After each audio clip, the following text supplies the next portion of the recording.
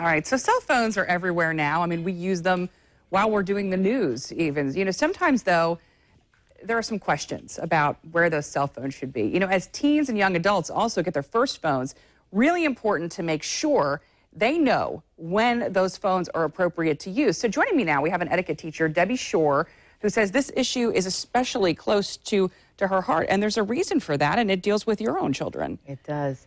Cell phones are a way of communicating 24/7 today. And unfortunately, 60% of teens admit to texting and driving. Once they get behind that wheel with the cell phone in their hands, their chances of an accident go up by 25%. That is a lot. And it was your daughter that was in... Actually, it was my daughter's best friend. Okay. She went home for the holidays for Christmas vacation.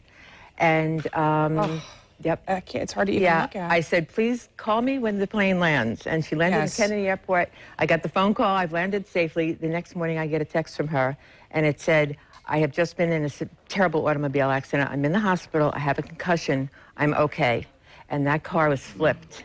The police said it was a miracle that she walked out alive. She was not texting, but she had the cell phone in her hand while she was driving, putting an address into the navigation system. And, that's something I have to tell you. I mean, driving with the navigation system and typing the address in. Very dangerous. I mean, it is. It's incredibly dangerous. I mean, I've even found just trying to pull up a number just to call, just because I have hands-free. Absolutely. And not texting. Right. But, as an etiquette teacher and teaching charm school in New York, when you moved to Jacksonville, you really saw the need to teach young men and young women here, not just about manners, but about cell phone manners. Exactly. Like I said, texting accidents have surpassed alcohol-related accidents. And to lose your child's life over a cell phone, parents have to get more engaged in expressing the severity of this.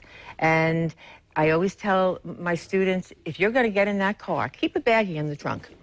Throw your phone in a Ziploc bag and close that trunk. When you get in the car, you know that you're going to arrive where you're going safely. And the cell phone has a voice-activated message system. It will take your voicemails for you, and your messages will be there when you get there. And it's funny that you mentioned that about putting it in the back, because if it dings, I mean, do teenagers tell you that they're so tempted? Once you get in the car, they're dying to see who's texted them. They're dying to see who's calling them. It takes 1.5 seconds to have a major automobile collision. It takes 3.5 seconds to send a text, a quick text. I know one of the things I read is that, you're a firm believer that a lot of times teenagers will listen to advice when it comes from someone else other than their parents.